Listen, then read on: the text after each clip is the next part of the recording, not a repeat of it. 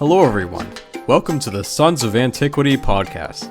I'm your host Evan, and I'm joined in the studio by my co-host Dan. How's it going? Today's episode is not about an ancient invention, but a modern one. Yes, listeners, rev up your engines, because today's episode is all about cars. Are they a blessing or a curse? But before you call us hypocrites for picking such a recent development in history, let us explain that cars have had a significant impact on how and where we live, our culture, our food, and so much more. The automobile is not an isolated mechanical invention, but rather a revolutionary machine that, some might say, the entire Western world has been built to accommodate, at the expense of other forms of transportation and even people. We'd like to acknowledge that many of the ideas for this episode came from the YouTube channel Not Just Bikes, which is an admittedly left-leaning channel, but we are always fascinated by this kind of content, and we don't think conservatives have to always be bound by radical individualism and the status quo in America. We've also referenced the YouTube channels City Nerd and Engineering Explained, so kudos to them. Let's begin our analysis of the modern automobile's impact by taking you back in time to the good old days, to a world before the horseless carriage. Life was hard in ancient times, but one thing people never had to worry about was being run over by a bus. While we looked twice before crossing the street to avoid the non-stop motion of vehicles, ancient people made the streets of cities their second home. People walked casually from one place to another. Goods were sold. People socialized. Festivals and parades moved freely through town. Kids played games, and animals were transported or used to haul goods. Inner-city roads had multiple functions, most of which were not geared toward high-speed transport at all. This meant that roads were generally smaller and tighter, as there was no need to leave room for multiple lanes or the large machines that occupy our modern roads. This trend continued well into the 19th century, until the Industrial Revolution forced governments to rethink the layout of their increasingly mechanized worlds.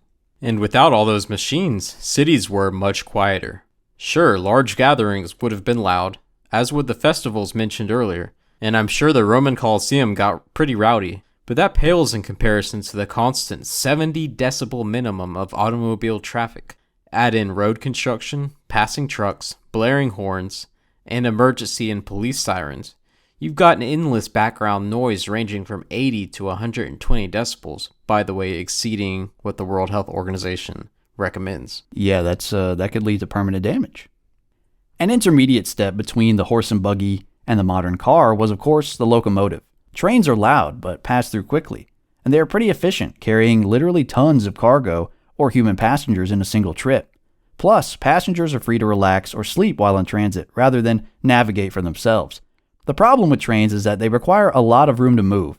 The earlier ones created a lot of smoke from burning coal, and in cities they rely on complex networks of tracks to get them where they need to go safely, without collisions or derailment, which is challenging, and a collision or a derailment in a city is a big disaster. Locomotives boomed in the early 1800s, sweeping Europe and America harder and faster than Morbius. But you can't run train tracks to every little location on the map. Some other form of transportation was always going to be required to get you to the train and take you from the train to your destination. This is a big reason why cars took over following World War II, because trains just couldn't compete with cars when it came to traversing the city, and they were often too few and far between to be convenient in the country. But let's not forget about sanitation. Before the modern era, city streets were typically unclean, even by San Francisco standards. Animal waste, human waste, bugs and rats, rotting food from grocery and butcher shops, and natural and man-made debris were common, and the people had to simply deal with it. Large-scale cleaning was expensive and hard to accomplish, and the streets wouldn't stay clean for long anyway. This made it much easier for diseases, such as the bubonic plague in the 14th century or the cholera pandemic in the 19th century Europe, to spread through dense cities with poor sanitation and waste runoffs leading right into the city streets. It's unclear whether the rise of cars contributed to or simply coincided with the rise of street sanitation. Meanwhile, back at the ranch, most people who belonged to a given nation lived in the country and farmed to feed the hungry city population. Roads were obviously fewer and farther between in these areas, which meant that they were often of lower quality, though some exceptions exist. The ancient Romans were meticulous in planning out their road systems, which were designed so that no critical location in the empire would be disconnected from the rest. Many of those roads, even some rural ones, have survived the past 2,000 years, a testament to their engineering prowess. Despite the importance of farming, historically the sizes of major cities were directly related to the health of the empire at large. When the cities were growing, things were going well. At one point in the empire's history, Rome's population hit 1 million people, an impressive feat for the pre-industrial world. As the empire declined and collapsed, Rome and other cities in the Western Roman Empire declined too. The rich stopped living in the cities and just lived in their villas. Chaos led to a less reliable trade of goods into cities. By the time Rome fell in 476, less than 100,000 people lived there. The success of cities and the success of empires are intricately linked, and let me say, Constantinople, same story. So you would say that maybe that's a part of like an anacyclosis thing. It's just a natural part of the cycle. It's just going to happen. I wouldn't say that. When things are going well, the cities are going well. And the cities tend to be the economic powerhouse of the whole country, even more so in the ancient world. But that's all ancient history.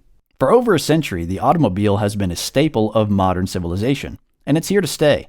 With that being said, let's consider some of the most drastic ways the modern car has changed our very lives, for better or for worse, starting with our finances. You may be tempted to think that the cost of car ownership is just a matter of how much gas you use. While that is part of it, let's also consider the other costs. We're about to get nerdy, warning. When purchasing a vehicle in 2021, the average American borrowed $39,721 for new vehicles and $27,291 for used vehicles, amounting to $644 a month for new vehicles and $488 a month for used vehicles over a 5 to 6 year loan. This does not include any down payment. Depreciation on cars is horrendous, and everybody knows it. New cars lose 11% of their value the minute you drive them away, with a further 15 to 25% depreciation annually after that. After 5 years, a car is worth 37% of its purchase price. This is a terrible investment. We should also remember that the average auto loan interest rate is a little over 5% for a 5-year loan. Due to the way compound interest works, the average buyer would spend an extra 14% on top of the car payment for a 5-year loan. The average consumer will pay $1,800 annually per car for car insurance, which is mandatory. No getting around that unless you buy the cheap stuff that won't protect you at all. Car maintenance and new parts per year varies greatly, but a generic number to use is about $400 per year. A luxury car and a car on its last legs, the two extremes, will cost more than average. Taxes and registration for a car tends to be about $100 annually. Parking is extremely variable, but if you go to the city, the airport, or a parking garage, you will have to cough up some money. Let's call that $50 a year. Finally, let's get to everyone's favorite, gas. At the time of recording, the average gallon of gas costs $4.86 in the US. Very high, but I suspect it will be getting higher soon. The average miles per gallon is 25. The average distance traveled annually is a little bit over 14,000 miles. Doing some basic algebra, this turns out to be $2,700 annually in gas alone. Besides taxes and registration, every one of these costs scales with the number of miles driven. The more you drive, the more often you'll have to take your car to the shop, change the oil, get gas, etc. Also, car owners are completely dependent on the price of gas. That's why the recent rise in gas prices was so devastating. Every dollar increase of a gallon of gas increases the annual cost of gas by over $500, or almost $50 a month. That's huge, especially for individuals and families already struggling to make ends meet. Speaking of those struggling to make ends meet, the lowest 20% of Americans in terms of income spent about 31% of their total income on transportation in 2020, or $4,500. And that was before the recent inflation started. The average American, who is in the middle quintile of income, spent a little over 16%, or $9,400 on transportation. We can only imagine how bad those numbers are in 2022, or the current year, considering that gasoline in cars have been some of the most inflated of all goods. Imagine what you could do with $10,000 in a year. The poor struggle more than any other group in this setup, except if you live in a huge city like New York City. You pretty much have to have a car in order to survive. Do you want to get a job and make your way up in the world? You need to buy or rent a car first. Since you're poor, dishing out a few $1,000s just to have the privilege of going to work is not an appealing situation. And you might ask, why not take the bus? That is certainly an option most of the time, But it cannot be denied that public transportation in the US is abysmal, not just between cities, but within cities too. Most people won't take the bus once they're out of grade school because only the most desperate people take the bus. Its schedule is inconsistent, its routes are convoluted, it gets caught in traffic, and homeless drug addicts hang out on it. Facts. Now, these points sure make it seem like car ownership is laughably expensive and worth reconsidering. But assuming you live in the US, your dependence on your car isn't necessarily your fault. In fact, it's what the market demands and has demanded for decades. If you want to know why public transport in America pales in comparison to that of Europe, you need only consider a few basic ideas. First, most European cities are older and denser than American cities and were built long before the automobile. The cheapest transportation solution in those cities is public rather than private. Second, the US didn't experience its largest economic boom until the 20th century. The rise of its largest and busiest cities coincided with the rise of the car, a shiny new concept at the time, which urban planners integrated into the design of growing urban centers. Third, cars became less expensive after World War II while suburbs grew. Suburban families could simply buy cars faster and cheaper than governments could plan, allocate funds, and execute construction of rail systems to connect them. Lastly, the car became a symbol of freedom and independence in America after the war. Whether it was actually cheaper or more efficient in the long run didn't concern consumers, who needed a reliable mode of transportation right there, right then. And once the demand for cars increased in mid-century America, the demand for public transport decreased, which in turn increased the potential cost of any major public transport project. Not only would you have to pay for the construction itself, you'd also have to reconstruct and redesign part or all of an existing city that was already catering to the automobile. You'd displace traffic, slow businesses, and need plenty of time to get approval for it all. Talk about a serious expense. And let's not forget that the land area of the United States is 3.7 million square miles, and there are a lot of rural communities in that area with people that have no other option but to invest in a car. Even if it were not cost prohibitive and publicly unpopular to invest in major public transport in cities, America as a whole may simply be too large to replicate the infrastructure found in other smaller nations. Basically, the cost of creating a new system similar to those in other countries sounds too expensive and may very well be too expensive, although the jury's still out on that, compared to the cost of simply buying a car and calling it a day.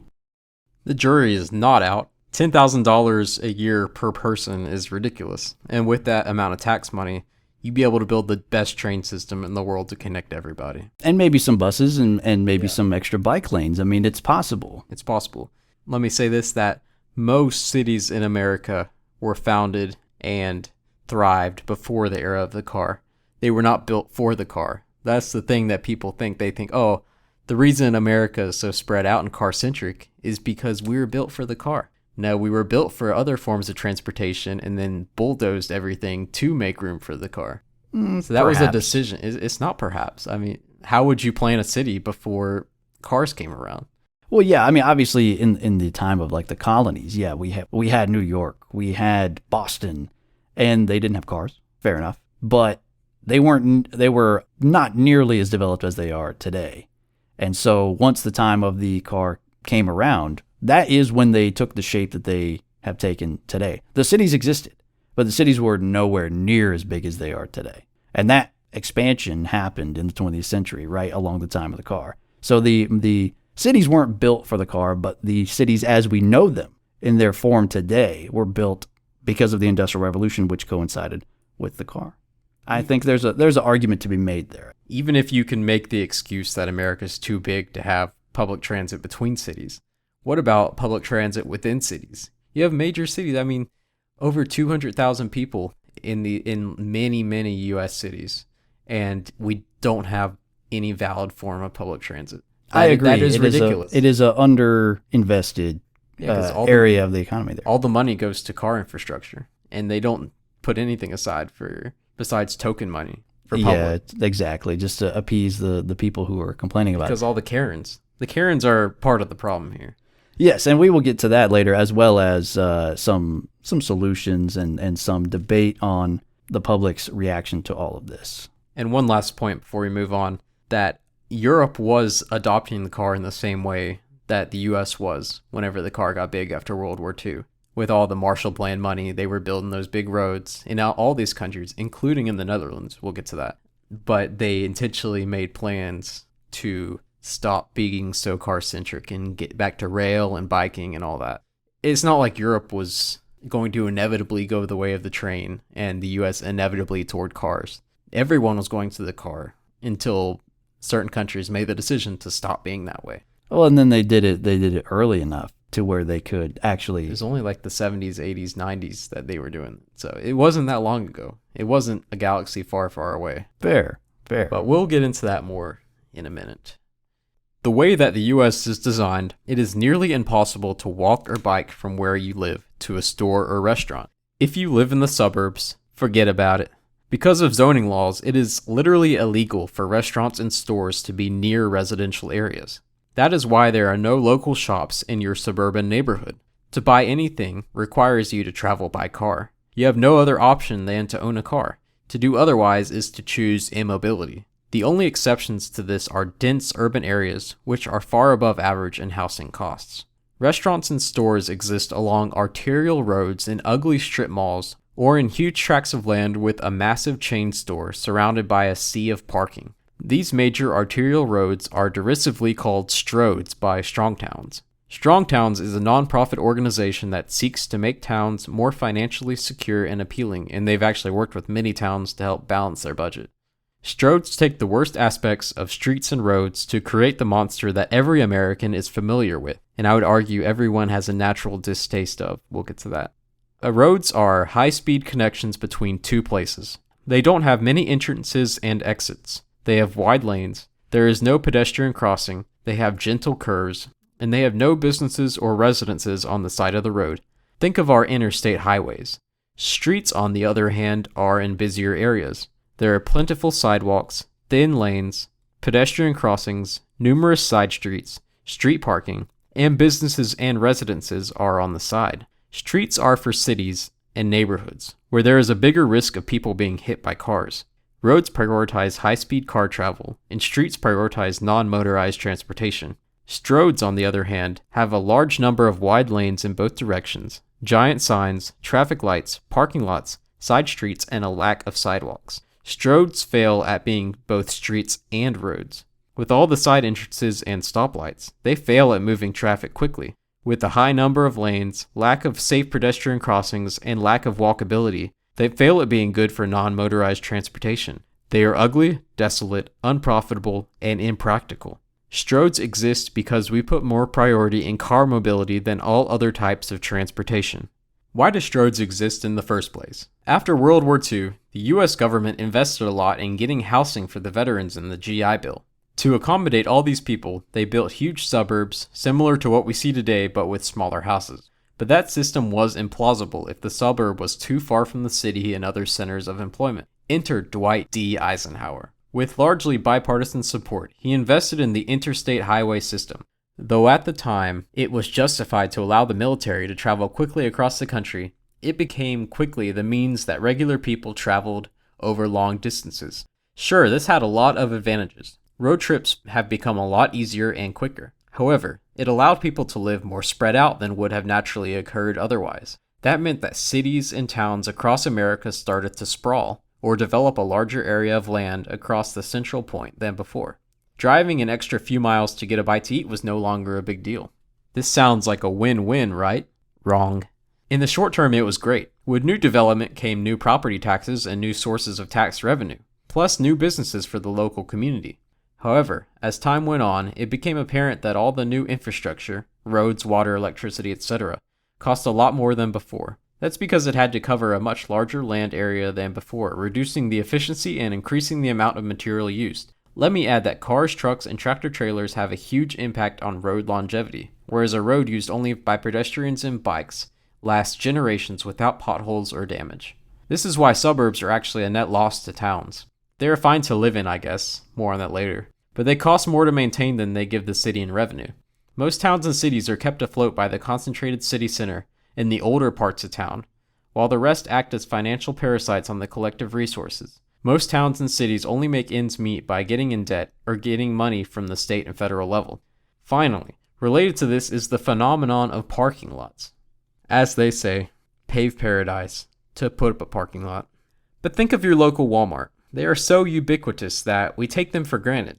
It has more land devoted to parking than to the store itself. Most stores are like this. A substantial portion of towns are just parking lots and parking garages. Think about how much of a waste this is. Just empty space to park empty boxes that are mostly empty most of the time. Parking lots don't generate value or tax revenue, yet they cost money to maintain and they're deemed necessary in our current system to get business. Parking lots and parking garages are an eyesore, that's a fact. However, parking lots create space between businesses, which can actually be useful. Do you think your mom and pop grocery store wants to be right next to a Walmart? I mean, right next to it? With all the semi-truck traffic going in and out? Probably not. And in areas where heavy pedestrian traffic meets heavy delivery truck traffic, there's a chance that accidents will occur more frequently. At least the system now places most people in their cars and leaves plenty of room for dangerous delivery vehicles to swing wide, so to speak. And as for parking garages, they actually do make some money. According to Chaosis Parking Technologies, the parking garage industry, yes, that's a real thing apparently, generates between $25 billion and $30 billion each year. A couple $1,000s per spot for construction costs sounds like a lot, but over time these structures can turn a pretty decent profit, and they're built vertically, so they take up less space. Another result of the suburbanization of America was what we now call white flight. Before these developments, cities were much better places to live. They had lots of minorities, but also a lot of white people and white immigrants. Over generations, they generated wealth. The cities were somewhat nice places to live with lots of jobs. They were the economic powerhouses of America, as they normally are and have been throughout history. However, this all changed when suburbs became the new norm. White people left the cities in droves to, quote, escape, because they could afford to. Haters say they did this to avoid living with minorities. Regardless, this transfer caused a lot of the wealth and productive citizenry to leave, and the cities were destroyed over time. If you grew up in the suburbs like us, ask yourself, what is your impression of the big city? I would say, nice to visit, but I would never live there. Besides the crowded nature of cities, there is a lot of crime, noise, and danger. I wonder why.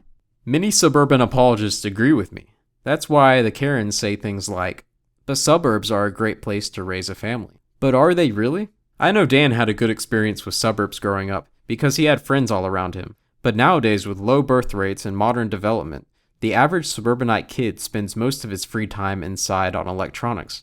While boomers may decry the young generations, it's not hard to see why they are so sedentary. Besides complicit parents, there is simply not much to do outside. For decades, most suburbs have not built communal areas such as playgrounds or pools, besides the high-income ones. Every acre is full to the brim with houses and tiny yards. Like I mentioned earlier, they can't walk somewhere else to cure their boredom because suburbs are isolated from commercial enterprises and any other kind of enterprise besides housing. Everything is so spread out, and suburbs are the epitome of car-dependent development. Also, Karens will call the police if a child is outside without a parent there too. The car-centric development of suburbs makes them inhospitable to human life, such as some kids trying to play sports on their road. To accommodate cars, suburban streets are wide, and the drivers naturally go faster than the speed limit. You can't make a street the size of a 4-lane road and expect people to go 20 miles per hour. It's just not going to happen. Suburbs, stroads, parking lots, and the spread out nature of American towns are all a result of everything revolving around cars. So we can't blame the car itself for many of these things, but simply its acceptance as the normal and preferred way to get around. But the suburbs aren't all bad. Maybe they just weren't executed properly and need a little bit of TLC. Between city living and rural living exists a happy medium, which many call the suburb. Ideally, these neighborhoods exist in close enough proximity to the city to be convenient, while offering a larger living space and a yard, room to relax or play outside on your own property, or entertain guests. Throw in 1 or 2 vehicles and a decent-sized family can enjoy the independence and quieter lifestyle of the country while being close enough to the city to enjoy all the perks it has to offer. It should be the best of both worlds, but many would argue that it's the worst of both. This has less to do with the modern car, I would argue, and more to do with zoning laws mentioned earlier. As suburbs have stretched farther and farther from cities, the amenities found in the cities have not followed. This is due to our almost unquestioning acceptance of zoning laws, which came into existence at the beginning of the 20th century in places like New York, Boston, San Francisco, LA. These laws were originally created to appease angry citizens who were upset that skyscrapers, smoky factories, or loud manufacturing facilities were being built right beside their residence or small business. This is understandable. And in dense cities with public transport, It was easier to divide the area into districts based on what would be done there: residential districts, manufacturing districts, financial districts, etc. The philosophy behind these laws is this: they were intended to keep the peace, promote the health and safety of the people, and keep buildings with similar purposes together to limit drastic changes in property value. Put a bunch of residences together, no trouble, no loss of value. Put a bunch of factories together. They're all just as loud and dangerous as one another, so no trouble, no loss of value. A herd of skyscrapers? They'll cast shadows on one another and steal each other's air, so who cares? You get the idea. But these laws carried over into the suburbs, and that's where the trouble started. The same philosophy that governed city residences was used to regulate suburban residences, which meant only residences could exist together. This is why most suburbs are so monotonous and never include necessities like grocery stores, laundromats, hardware shops, emergency departments, and the rest within walking distance, except when neighborhoods are built near the border of a residential zone with a commercial zone. They've come into existence in the age of the car, so there's never been an incentive or a demand for such inclusions in the design of neighborhoods. Plus, supporters of the zoning status quo argue that including them would run the risk of increased complaints from residents who may not want to share their living space with delivery trucks or smoke from a restaurant kitchen or the scents from a laundry service. As if delivery trucks don't stop by our homes every day nowadays. Exactly. Amazon has really changed that game and really thrown that argument out the window. The point is this: suburbs aren't all bad, but there's definitely a way to design them to be less reliant on the automobile and to be more comprehensive and offer a more diverse array of amenities than just houses with garages and tiny yards. We just need to figure out how to sell it to the public and actually do it. I will take your omission of Strodes in your counter-arguments as a victory on my part, but I'm sure you see them as a necessary evil to move your beloved cars. We have said enough about suburbs, so let's move on. The average American spends 293 hours driving annually, or 12 days. If you live to 75 years old, this is about 2.5 years of your life. By the way, 54 hours per year are spent in stop-and-go traffic, or about 5.5 months of your lifetime, just spent cussing out the other cars and stalling in the road. When you're driving, it is almost always wasted time. It is rightly illegal to surf the web or read a book while driving. So if you're not listening to the Sons of Antiquity podcast or an ebook, you're probably wasting your time. Beyond the time spent, traffic can be downright toxic to mental health. Dan, I don't know if you've ever been in a situation like LA. I have, but it is terrible. They didn't call it Carmageddon a few years back for no reason. Being stuck in traffic ranks high in causes of stress and rage in the American experience. Now, I've certainly been in some traffic jams, but nothing too bad. Nothing like Falling Down, for those of you who have seen that film. Not so much that I would want to just abandon my vehicle and go on a shooting spree. So, no, nothing that bad yet. But maybe one day I will be involved in something like that.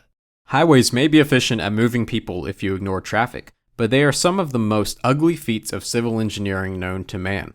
Highways decrease travel time, but they take business away from small towns to the benefit of fast food restaurants and other big chains.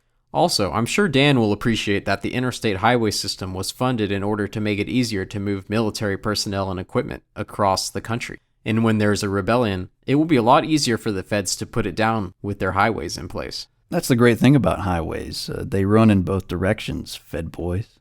Our nation's car infrastructure is extremely expensive to maintain and in very poor shape. Every year, $130 billion in damage is caused by deteriorating roads. It is estimated that we are about $786 billion behind in road maintenance in order to bring them up to our own standards.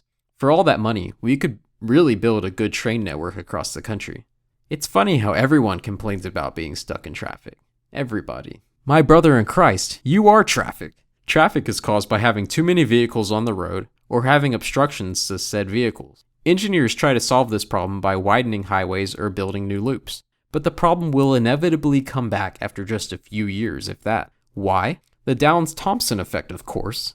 There's always traffic on a highway, so the city widens the highway. At first, there is a notable reduction in traffic, but over time, it gets busier, and soon you're back to bad daily traffic. This is because people will make certain choices based on what's most convenient, quickest, cheapest, etc. Because the expanded highway is desirable to drivers, more people choose to drive there. The same would happen if public transit was quick, reliable, and clean. People would choose to take the train because most people aren't very attached to a certain form of transportation. They just want the option that's best. But the capacity of trains to move people is much higher than cars. While it is true that traffic is a major problem, having the ability to mobilize military equipment and personnel on a large scale in case of emergency is handy. The highway system, though flawed in many ways, is a unique feature of the vast American empire that might be better to have and not need than need and not have.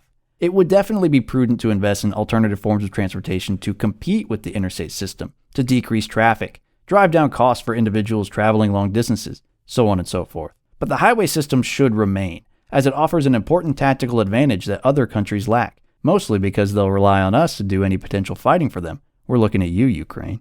And at least highways allow the vehicles that want or need to move quickly to do so away from homes and businesses without being totally isolated from civilization in some sort of wilderness expressway. You got to admit, it's convenient to jump in your car at home, carrying whatever you need with you or whoever you want with you, hop on the highway and reach your destination at your convenience with the ability to stop for conveniences along the way. That may not be possible in big cities during rush hour, but in small to medium ones, it's totally doable. And it's not like buses or trains will never be delayed or experience the same rush hour traffic as highways, no matter how many we try to cram into the spaces between points of interest. New York's subway system is a mess, and although Chicago's roads are a bit wider and the public transport system is arguably better, the average commuter in Chicago still spends 30 minutes traveling one way to work. There may be no escaping the evils of the traffic jam. There's no such thing as a train jam, let me be clear. But trains do get slowed down. And it is easy to block the rails. You know, in a highway, you could go in another lane. There may be traffic, but you could eventually move around it unless it's a tractor trailer across the entire road, which is, it happens, but it's unlikely. A tractor trailer laying across the train tracks will stop a train for a long time. But see, you're just pointing out how cars are inconveniences to everything. The cars are causing trains to be slower. You're admitting that. Yeah, but I mean, it could be anything. That was just an example. It could be anything laying in the tracks. You know, it could be, it's been herds of animals. It's been things like that. And to me, cars and trucks, as far as 18-wheelers, very different things. You'll never have a world without those. You need those. You can't get rid of those because, as I mentioned earlier, you know, the trains just can't go to every big business. So you'll need those 18-wheelers. Those will always need roads. They'll always need highways. They'll always be out there. Should we reduce the numbers? Yeah. If you've ever been down south, down 85, yeah, we should definitely reduce the numbers. 85 on a Sunday, that's bad. But you still need them. You'll probably still need armies of them if the cities want to continue to be fed. I mean, it used to be just train cars bringing everything into the cities, and that worked perfect for a long time. Agree to disagree. Train networks are centrally planned, and they stick to a schedule. So, I mean, in theory, there's no such thing as a stoppage. They're supposed to get there at 7:28 a.m. And if you go to, like, Switzerland, they're meticulously on time. They are perfectly on time every time. Like their watches. Yeah, perfect. It'll be like right on the second, pretty much. They're there waiting for you. And they'll leave when it's time to leave. They're not going to wait too long for you. Yeah, I mean, they got a schedule to keep. And just another point, you say there's going to be train jams, car jams, whatever. There could be. There could be. But trains are so much more efficient at moving people. If you think about the square footage. Oh, of course. Yeah, I mean, I brought that up earlier. Yeah, the car is, it definitely has limitations when it comes to long hauling, big, heavy payloads, for sure. No, I mean just moving people. It's extremely inefficient. Oh, well, inefficient for human beings too. Yeah, I mean, you got to have a whole automobile with a whole engine, burning gas for what? 2 people probably, mostly. Yeah. Most people aren't carpooling that many, especially not to work. Probably driving a minivan. Could hold 7 or 8 people. It's just you. Yeah. Let's move on to the most important factor, health and quality of life. The obvious downside of cars is their ability to cause death and property destruction. In 2020, almost 39,000 deaths occurred due to cars, a large increase even though people drove less on average. This statistic per capita exceeds every other developed country. 2.28 million people were injured by crashes as well in the same year. In fact, the leading cause of death for people aged 1 to 54 is automobile accidents. $871 billion in property damage is caused due to automobile accidents every year. This comes out to about $900 per person, further adding on top of the $10,000 value I did earlier. This is true. It's starting to add up here. Let's address the dangers of all types of transportation. Although 30 to 40,000 people per year die in auto accidents, as Evan mentioned, other modes of transportation are not risk-free. About 900 people per year die in train-related accidents, and of the tens of thousands of deaths related to cars, about 4,000 of those are related to commercial vehicles or trucks. So even if private citizens transition away from driving cars, commercial pickup trucks and box trucks, 18-wheelers, and buses will likely still account for a significant number of deaths per year, and those automobiles will still be around even if we decrease the number of privately owned automobiles. And what about the hazards that subway stations and train stations present? In big cities especially, violence, drug use, vandalism, theft, and homelessness abound in these areas. According to the Bureau of Transportation Statistics, in the U.S., there are roughly 1,000 assaults, 120 robberies, 10 rapes, 15 homicides, and about 30 to 40 suspicious packages and or bomb threats each year, all related to public transport. And if you've ever been on the subway in a major city, you know how bad the homelessness problem can get. I will say this up front. I'm convinced that widespread car ownership has contributed significantly to obesity in this country. Sure, personal responsibility is always a factor, and you can be in shape if you make a large effort, but sitting in a car for so much time every day makes you a more sedentary being. Simply walking more every day would help keep the pounds off. The only walking you do with a car is to walk to and from the car at departure and arrival, and the parking is almost certainly as conveniently located as possible. Of course, walking or riding a bicycle to your destination is good for your health, but even taking public transit is better. If you take a train or subway to work, you have to walk from your residence to the train station, wait until it arrives, walk on and find a seat or stand if it's too crowded, possibly change trains, and walk from your stop to the destination. The car culture, Strode system, and clever advertising collaborate to cause a ton of Americans to eat fast food on any given day. It's simply the most convenient way to get food. It's fast, obviously, and you don't even have to leave your car if you don't want to. On any given day, a third of Americans are eating fast food, and the average person eats it 1 to 3 times per week. 83% of American families eat fast food at least once a week. They spend 10% of their income on this most American of cuisines. As common sense affirms, fast food increases your risk for obesity, heart disease, type 2 diabetes, and depression. Now, don't believe me when I say that cars lead to more fast food. You may agree, obviously, that fast food is bad for you, but do cars cause it? I would answer that by doing this simple thought experiment. If you lived within easy walking distance to a McDonald's and, let's say, a classic American diner and a locally owned family Greek restaurant, which would you walk to? Personally, I would almost never go to McDonald's if I had to walk there, because the appeal of McDonald's is the convenience and the not having to get out of your car. Or imagine if there was no drive-thru and McDonald's was crowded on the inside. Would you go? Would you bother to go in and wait for your order to be ready when you could just go to the diner or the Greek restaurant next door and wait for the same amount of time and just pay a little bit more for real food?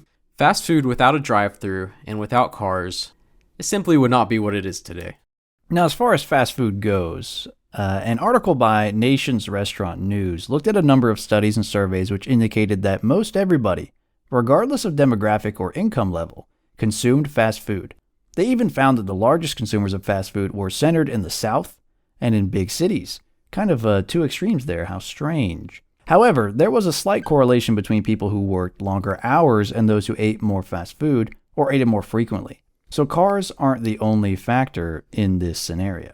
Big coincidence that car ownership and fast food came about at the same time, but I digress. I know some old-timers, and probably Dan, love to rev up their engines and wake up the whole neighborhood. Because it's the manly thing to do. Heck no, I don't do that junk. I've yelled at neighbors for doing that. Okay, that's where I draw the line. Good.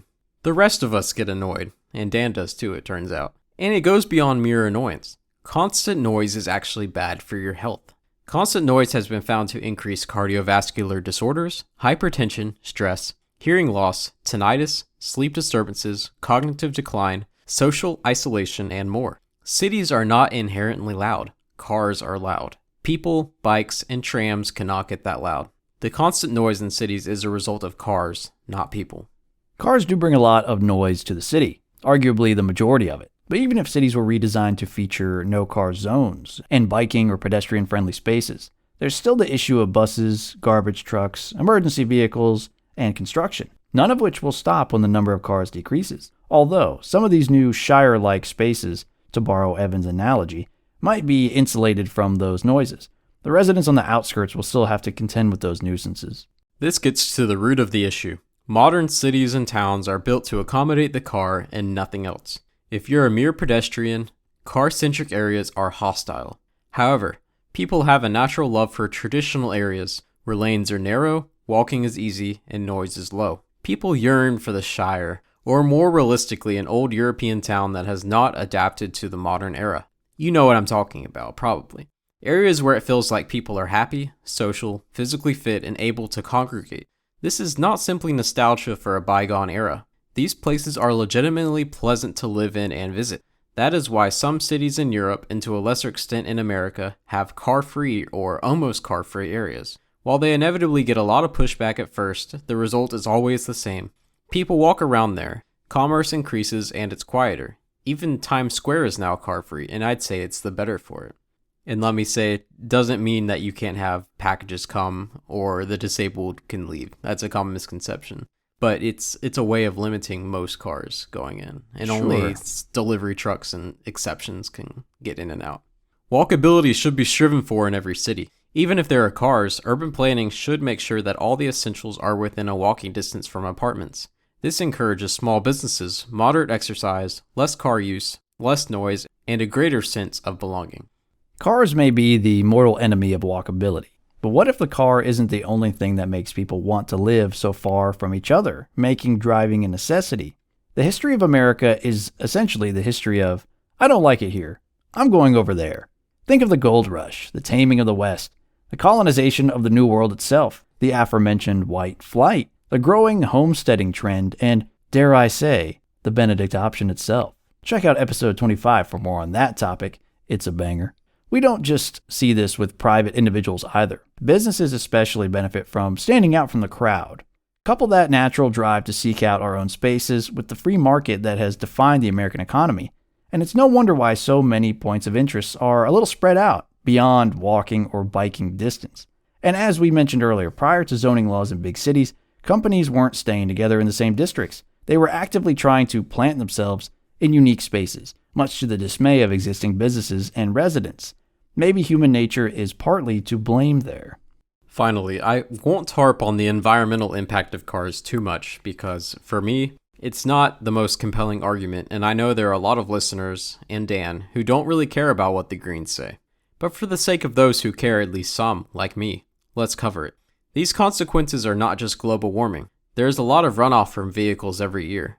Vehicles dump enough contaminants to pollute 1.5 trillion gallons of water every year. These chemicals kill fish, plants, water organisms, and humans. Besides carbon, many pollutants get into the air as a result of the internal combustion engine. Gas-powered vehicles release soot, VOCs, nitrogen oxides, carbon monoxide, sulfur dioxide, and greenhouse gases, all of which, besides the last, at least directly, kill life and make us sicker. A ton of land must be expropriated by the state in order to build or expand roadways. This land is either developed or undeveloped. If it is developed, it means the government must use the power of eminent domain to seize land from private landowners. If it is undeveloped, it boils down to tearing down forest and other wildlife in order to pave it and establish shoulders. Either way, it is a loss in value. For the time being, most cars are gas-powered. This means that petroleum must be extracted in order to fill this huge demand. The US consumes over 7 billion barrels of petroleum products yearly. The environmental effects of this process are huge. Even assuming no oil spills occur, this process is extremely damaging to plant and animal life. Habitats have to be destroyed, and the refining process releases toxic chemicals into the air, soil, and water. Also, it makes us rely on countries that we shouldn't want to support. Finally, Dan's favorite, climate change. According to mainstream science, trademark, cars, trucks, and buses emit a fifth of all global warming pollution in the US. In fact, I happen to hear that the EU voted recently to ban the sale of new gasoline and diesel-powered cars by 2035. That's a big deal. With a 55% greenhouse gas reduction of those vehicles by 2030, only 8 years away from the time of recording. That's 13 years from now to have no gas or diesel-powered cars in this huge region of the world. In fact, though the UK left the EU, It has an even more ambitious goal of forbidding the sale of new gasoline and diesel-powered cars by 2030, with no tailpipe emissions from any vehicles, even grandfathered ones, allowed by 2035. This is extreme by American standards, but I suspect that similar legislation is coming to America in our lifetimes. I know it will. Dan, I see you fuming over there. Why don't you let us know what you think? Yeah, let's talk about the environment. I'll acknowledge that cars release a lot of nasty fumes, and the energy and land use required to get the fuel for cars and the materials to make cars is staggering. Had we been more forward-thinking 100 years ago, we could have improved city and suburb design to eliminate these costs and these environmental impacts. We would have used fewer resources, building 100 million bikes over the last century as opposed to similar number of cars. But what's done is done. We can only look for solutions to our current problem, and although the restructuring of our civilization to return to tradition may seem great, let's consider the environmental impact of that. Think of the enormous energy expenditures and added fossil fuel consumption required to overhaul our transportation system nationwide, to get rid of the stroads and the highways and things like that. We're already $30 trillion in debt, so it's unlikely we'll get the money for it. And even though we may benefit long term from this project, we'd still have to maintain the same level of fuel consumption during construction so as not to upset the flow of city life, while also consuming more fuel to bulldoze entire city blocks, mine or construct the replacement materials, and rebuild it all. And as for climate change, not all scientists agree it is happening. The ones that do don't all agree it's changing a lot or a little. The ones that agree it is changing a lot don't all agree it is changing in the same way. And of those scientists, not all of them agree we can do anything about it. And of those scientists, not all of them agree on the next course of action. And for the changes we are observing, there's no direct evidence that the burning of fossil fuels is the only factor, or even the most significant factor, considering Earth's climate has been drastically different at various times in history, well before the modern age. So no matter what we do, in my opinion, cars or no cars, it probably won't change a darn thing, as far as the environment is concerned. Well, at least some of us are trying to save the Earth. The solution is electric cars, right? Yeah, right, totally. Yeah, okay. Many climate activists, such as the ones I mentioned in the EU, hope to replace combustion vehicles with electric ones. Electric cars are the way of the future, right? Wrong. My degree is in STEM, where we studied this and similar topics intensively. So this topic is right up my alley. So here we go. Most of my objections to cars are not addressed by electric cars, or they actually make the problems worse.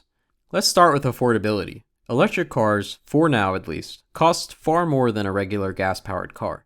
In fact, Teslas are really only feasible if you're in the market for luxury cars. I have heard that they are very nice to drive, and I know they look slick.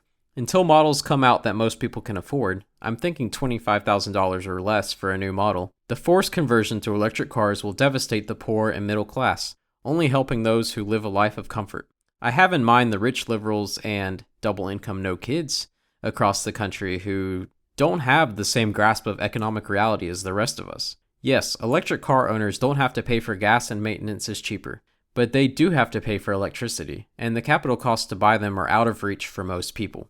Electric cars are the same size as regular cars, so traffic, parking, and infrastructure are exactly the same under electric cars. You will still get stuck in traffic in your Tesla and use up 140 square feet for one parking spot. But at least the handles sink into the car, so maybe there's an extra few square inches. EVs still maintain America's individualist culture and ignore public transit, which moves large volumes of people much more efficiently than individual cars. Most of the investment into green transportation will go into developing electric cars instead of making train and tram networks work. It's a real shame. Electric cars will contribute equally to the obesity epidemic. However, I must admit that electric cars are quieter, so the noise pollution is decreased. But now we get to the supposed golden reason to switch to electric cars, the environmental impact. But here's where I put my bachelor's degree to work, which makes me equally qualified to Bill Nye the Science Guy. Lithium-ion batteries do not appear in nature. They cannot be grown on an organic farm that's cage-free, cruelty-free, and grass-fed. The materials must be mined in absolutely appalling conditions. The lithium from the batteries is actually not that bad to extract, and it largely comes from Chile. But cobalt is another essential ingredient. The majority of the world's cobalt comes from the Democratic Republic of the Congo. This is done in terrible conditions where death is common, children are forced to work, and corruption is rampant. By the time one electric car is produced, it has emitted 15 to 30 tons of carbon dioxide. This compares to the average gas-powered car, which produces 10 tons by the time it's ready, instead of 15 to 30. However, I must admit, as the years go by, the carbon footprint of a gas car exceeds an EV due to the former's use of gasoline. On average, an electric car causes 2 tons of CO2 to be emitted annually, and a gas car does 5.2 tons of CO2. This depends heavily on where you live, of course. But still, it is a process which produces a lot of greenhouse gases and damages the environment in the third world. What happens to the batteries once they need to be replaced? Probably have to be buried underground like nuclear waste. Wow. Hey, now, don't hate too much on nuclear waste. It gets buried in very safe, very confined, very isolated places. And those aren't going to fill up anytime soon. It's not like we're running out of places to put nuclear waste. It's not just, oh, let's just throw it right in the ground, right behind Billy's backyard. You know, they do take some precautions. I just want to be fair. I want to make sure we're giving nuclear a fair shake. This is the way of the future. Moving on. It is true that the EV has no dependence on petroleum once it leaves the lot, but it has a dependence on electricity. What happens if your electricity goes out for a few days because of an ice storm? Oops. Where does your electricity come from? This varies by where you live, but some places are almost solely coal or natural gas. If you live in one of these places, you're still using unclean sources of energy to power your commute. Now, I won't be entirely one-sided. Electric cars are, overall, better for the environment than gas cars, and cost less per month. It costs much less to fully charge up your battery than to fill up your gas tank, especially with the current state of things. Reference the linked Engineering Explained video about the costs of both types of vehicles.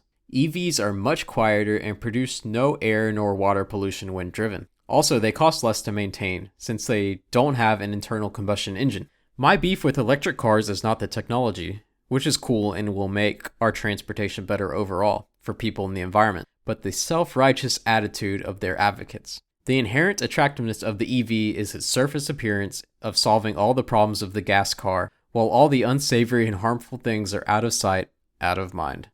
I generally agree with everything Evan just said, but I'll add a few points of my own for the sake of argument. The electric car revolution is in its infancy, but if it keeps going, keeps becoming more efficient, I can envision a utopia, or a dystopia, depending on how you look at it, where all cars in the city are electric and guided by artificial intelligence, either independently in each vehicle or a singular citywide brain like Alexa on steroids, which would cut down on traffic due to human error, reduce pollution, decrease noise, increase overall efficiency, and allow the elites to control that system to revoke your driving privileges if you post something mean on Facebook, just like Black Mirror. Overall, the electric car thing has more long-term cons than pros, in my opinion. It's a band-aid that won't help us return to our meaningful and respectable traditions, but will instead enable more laziness, more slothfulness, more obesity, more dependence on tech and oligarchs that produce it and control it, more self-centeredness and impatience, and it will further reinforce the status quo. Lastly, I'd just like to say that I find it hilarious that these politicians and bureaucrats, globalists, who claim to care so much about the poor in the third world, literally want to force all of us to switch over to technology that isn't ready to handle so many customers, has a fragile and anemic infrastructure, and relies on the abuse of the world's poor to procure the materials required to build it all. Some things just never change. Finally, and into our complaining and a beginning of solutions. Of course, the best way to fix all of the problems of the car and modern infrastructure is to turn back the clock and stop the Industrial Revolution. But there's no putting that cat back in the bag. Assuming that we want to keep all of our nice stuff, here are a few solutions that I think would make things better. Public transit, both within cities and between cities and towns, needs to be improved drastically. It is simply the most efficient way to move people around. Within cities, trams are my personal favorite, but subways also work. Between cities and states, high-speed rail would be the most excellent choice. Most of the high-tech proposals to curb traffic are just attempts to turn cars into trains. Another option that is rarely considered is the motorcycle or moped. It makes many of the problems of cars diminish. Motorcycles take up less space, contribute less to traffic, require less parking space, damage infrastructure much less, get much higher miles per gallon than cars, use less gas per mile, are much more affordable, and require more exercise and mental engagement. However, they are loud, even more so than cars. Also, they're dangerous, but that's not an environmental risk. It's just a risk to each person driving, I guess. Yeah. you're definitely more likely to die if you get hit by a car or a bus than a motorcycle. Oh, for sure. Yeah. But hey, motorcycles are really only dangerous because of cars hitting them. Walkability is key. If destinations are not close to each other within a town or city, then it is not viable to walk nor bike, and public transit is inefficient and expensive. Also, walkable areas could do a lot to make cities recover and stop being perceived as hellholes full of convicts. Big changes to our zoning laws need to happen. Single-family residential zoning causes suburban wastelands and costs the city a lot of money. At least allow small shops to open up in neighborhoods with very limited parking so that each neighborhood can become a micro-community, and car ownership isn't so absolutely necessary. At least to maintain a balanced budget in municipalities, city leaders should devise some way to get the suburbs to pay their fair share. I suggest that they charge more for utilities based on how far you are from the city center. It is time for everybody to stop subsidizing the suburbs, because it's not a matter of increasing taxes on suburbs. It's just getting them to pay for their own existence. It's just bringing them back in the black, if you will. Yeah, so that everybody's on the same level. Yeah, because right now they're getting subsidized, and Karens might hear it. And here we go, Karens again. But Karens will hear it and like, oh, you're oppressing us. No, we don't want everybody to give you a free lunch. Of course, yeah. We want everybody to pay their fair share, as you said. Yeah. I'm not asking for persecution of suburbs, just for them to stop mooching off of everyone else. And as I said, I'm sure the Karens will ask to speak to my manager. Speaking of persecution, cities, states, and the federal government should crack down on the massive corporations that run our lives. Not just Facebook and Twitter, but even Walmart, McDonald's. The ubiquity of Walmart and McDonald's and the demise of the small businesses are terrible news for America in all kinds of ways. One way we could hurt the finances of the big stores is to put in ordinances on how much parking is allowed for one store, or to tax the heck out of parking lots past a certain number of spaces. We need to return to traditional architecture and city planning. Stroads are monstrosities that fail at being streets and roads. They encourage many of the problems I mentioned already, or maybe they are just a symptom. Either way, lanes need to be narrowed, pedestrian walkways prioritized, and bike lanes installed. Streets in city and town centers need to discourage car throughput and put the pedestrian and bicyclists first. This makes sense economically, and it will make cities better places to be in. Finally, as a last resort, the government could institute a new tax on the miles a person has driven. It's obvious that the government is pushing us to stop using gas cars. Not as directly as the EU yet, but that's coming. A miles driven tax, perhaps instead of a gas tax, will be necessary to fund the roads once more people drive electric. Right now, electric cars don't have to pay any taxes to maintain our roads, so they're getting a free lunch now. Heavy Teslas still take a toll on roads and take advantage of the spread out nature of America. The EV drivers need to stop getting a free pass on taxes. And let me add, in my free time, I made another Excel spreadsheet. There you go again. Yeah, there I go again. And did you know that if you double the weight of a car, it causes 16 times more damage? Oh, okay. So it's not proportional. It's not linear. No. Not linear, yeah. An 8,000 pound car causes 16 times more damage than a 4,000 pound car to the roads. So I think it's only fair that we have some kind of weight distribution and miles driven tax to where you multiply the factor of damage by the amount of miles. And that way the big rigs, the huge trucks pay more in taxes to repair the roads because they're the ones causing the most damage. If only bicycles were on the highways, you would never have a pothole in 100 years. No, you're right. You wouldn't. But I mean, the practicality of that is basically out the window. I mean, you're never gonna be able to get that to fly. You know, the truckers, the unions, they'll never let that slide. A tax like that on 18-wheelers, even though they are doing the most damage, I agree. It would just be impractical. I'm not sure that you would be able to figure out a way around that. Yeah, I made a little spreadsheet where the damage factor is only squared instead of to the fourth power. And doing some numbers, I estimate it would generate over $400 billion in value every year in taxes.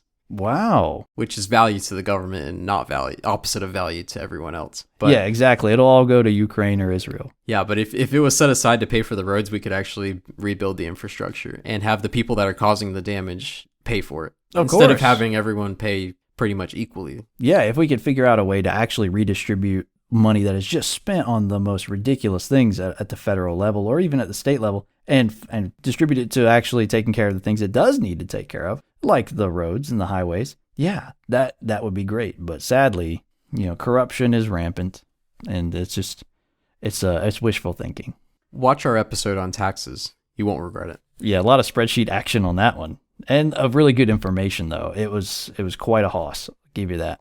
All kidding aside, I think the best solution here is with new construction. Say you're a developer and you are adding on to an existing city or building up an up-and-coming neighborhood similar to the suburban areas that Evan and I are familiar with. Why not take some risks and reject modernity? Why not replicate some of the really cool neighborhoods found in the Netherlands, where all people, even armies of kids, ride their bikes everywhere? I get it. You'd have to fight City Hall to accomplish a lot of it. But maybe one day an Elon Musk type will take the fight to the zoning laws. And once a few of these places are established across the country, they'll become hot tourist spots, guaranteed.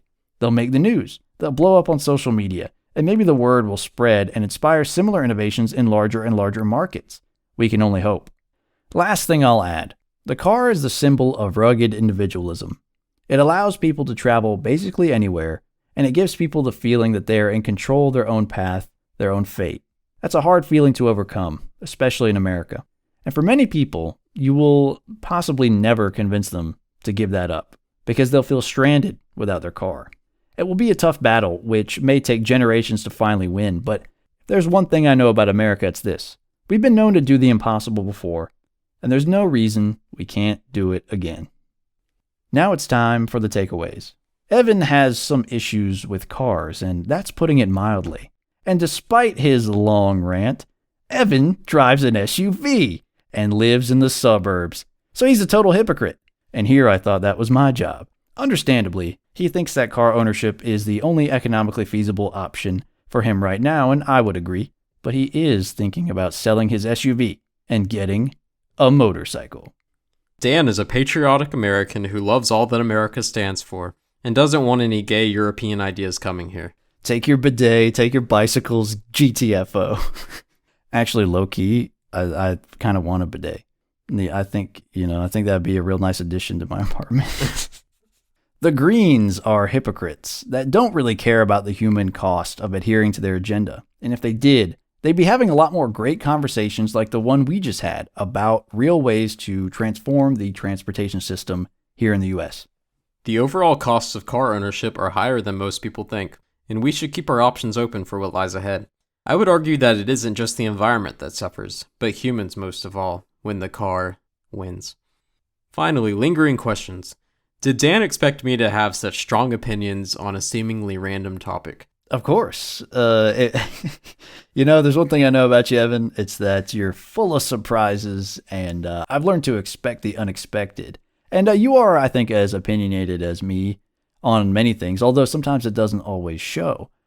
So when you came to me and said, hey, man, I've been thinking about doing an episode on cars. I said, okay. And he said, maybe it'll just be a solo video or thing, 30 pages of notes later. Here we are. So, yeah, I mean, I felt like it was time, it hadn't happened in a while that you'd really gone off on a rant, but I'm glad we got to do it this time. This is a really interesting topic. Now, here's my question. Is this episode relevant to anything besides cars? Are there any other ramifications? What do you think, Evan? It speaks generally to the individualization of the Western world, and that we feel like we have the right to do whatever we want, whenever we want, for whatever reason. And I think that idea is very foreign to world history, even among Enlightenment thinkers who I would argue kind of ruined a lot of things. But the idea that everyone is their own atom, that there's no connection needed between people and we shouldn't have to spend time with other people or share resources at all. I don't like that idea, and I think it's a bad characteristic of the modern right. It's going to hurt them in the long term when they just have this jerk reaction to what we just discussed, as in, oh, of course I have to have my car. I want to do what I want. I want the freedom. Even though trains would run on a schedule, like a good train system would pick you up every 15, 30 minutes. Yeah, and a good bus system, like in a European country, is going to do the same thing. It's going to be on time because it's taken care of. They take care of those public utilities. And when worst comes to worst, you live in a place where you could get most everything you wanted by just walking or riding your bike. So you're still pretty free in those environments. I would just ask you sometime to go to a Western or Northern European city and let me know what you think. Or even if you can't, there are some great videos on YouTube where you can just tour a city from someone recording on their camera mounted to a bike, or just them walking around holding a camera. You can see all these beautiful and very, to us, would be innovative designs for their cities. It's really cool. Yeah, Not Just Bikes is a very binge-worthy channel, at least in my opinion. You may not think so, but I like it, and lots of people do. Did you find any of my arguments compelling? I did. I think at the end of the day, I want more diversity when it comes to the way we transport ourselves. It's maybe the one time I want more diversity. Diversity is our strength. And when it comes to transportation, it really could be. You know, I want people to still be able to drive their cars. I wouldn't give up my truck, but I would certainly drive it a lot less if I lived in a place like we see in that Netherlands video you had me watch in preparation for the show. Everything is so close, and everything seems so just fun to ride around to, and you interact with so many different people who are on their bikes. You're waving, you're happy, you're smiling, you're getting fresh air, and you're getting exercise. And I've got a bike. It's sitting right over there, and I rarely use it. Why? Because I have to drive it over to a trail in order to use it, and there are very few places that I could access from my living space on my bike without getting run the heck over. So yeah, I am compelled by a lot of those arguments, and I think we really need to try to figure out ways to invest, even if it's just locally, trying to make those different modes of transportation a reality. And lastly, will this episode be Evan's Voyager? I was a little bit confused by the question, but I think I get it now. Yes, and if you're unfamiliar with this, maybe you're new to the show. Episode 6, I believe it was, Voyager and the Golden Discs, was an episode not really geared towards Antiquity. It was about the Voyager spacecraft, which is currently, well, both of them are currently the farthest objects, man-made objects, from Earth. They've exited the solar system, as it were. And we did an episode on that, and it has some of the lowest views on YouTube.